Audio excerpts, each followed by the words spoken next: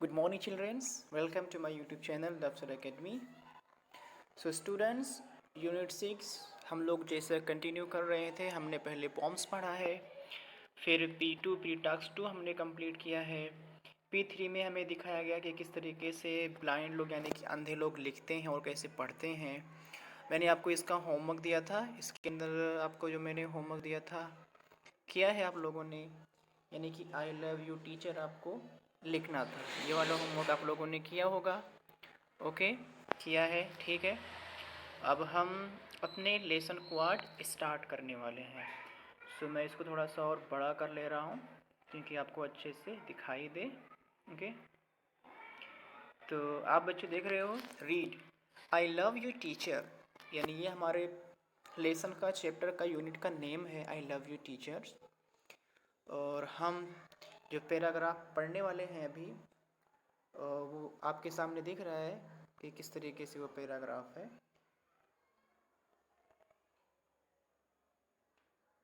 ये आपको दिख रहा होगा यहाँ से।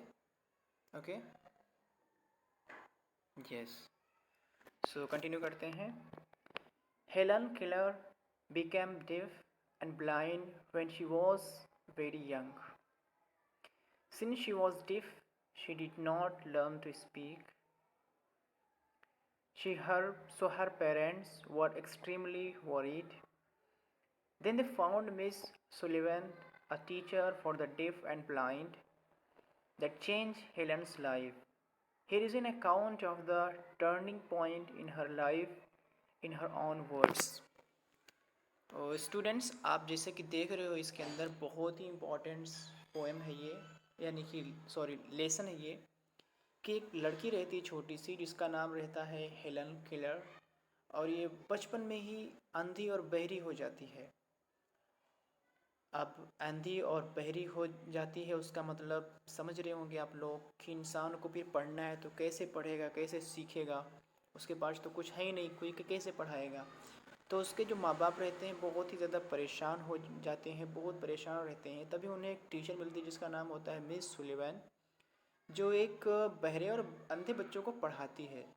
तो जिसकी वजह से हेलन केलर की लाइफ में इतना बदलाव आया है, इतना उसके ज़िंदगी में इतनी खुशी आई है।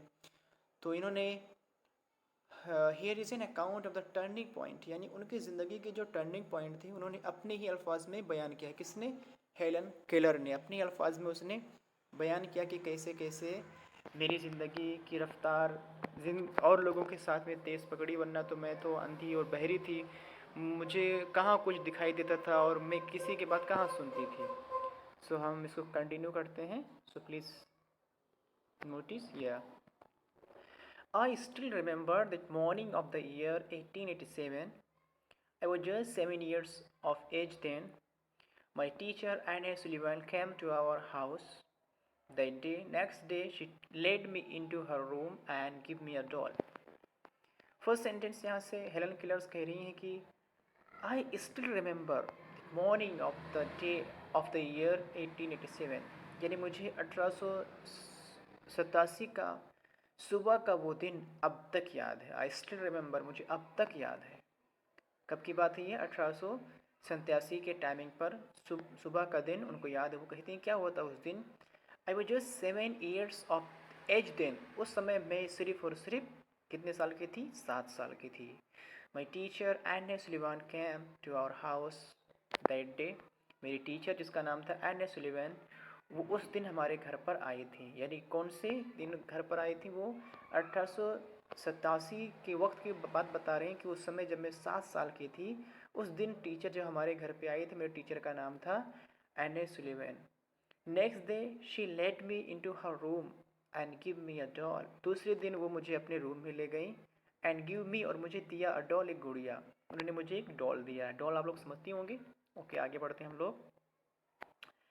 I played with it for a while, for a while के माने होता है चंद लम्हात, और प्लेड के मैं खेली उसके साथ, मैं उसके साथ कुछ वक्त खेली। Then miss Sullivan made some finger moments on my palm, palm इस हथेली होता है। तभी मिस सुलिवान ने कुछ अपनी उंगलियों का मोमेंट मेरे हथेली पर किया। It was an exciting experience, ये बहुत ही एक्साइटिंग एक्सपीरियंस था, बहुत ही यानी कि बहुत ही अच्छी एक्सपीरियंस, मुझे बहुत अच्छा लगा था। I got interested in that play and started imitating the movements she made with her finger. I got interest यानी मुझे बहुत अच्छा लगा, और मैं इमिटेट यानी उसकी इमेजिनेशन, उसकी कॉपी करना, उसको अपने माइंड में बसाना, उस मोमेंट को मैंने शुरू किया जो वो मेरे जो फिंगर से वो करती थी। I finally succeeded in doing that correctly, और मैं ऐसा करने में बिल्कुल सही सही तरीके से कामयाब हो गई। आई वॉज थ्रिल्ड, मैं खुशी के मारे खिल गई। थ्रिल्ड के माने होता है झूम जाना, यानी बहुत ज़्यादा खुश हो जाना। आई वॉज थ्रिल्ड, मैं खुशी के मारे झूम गई थी। क्यों? क्योंकि मैं जब कॉपी करना शुरू कर दिया और मुझे आने लगा। I didn't know that I was spelling DOLL।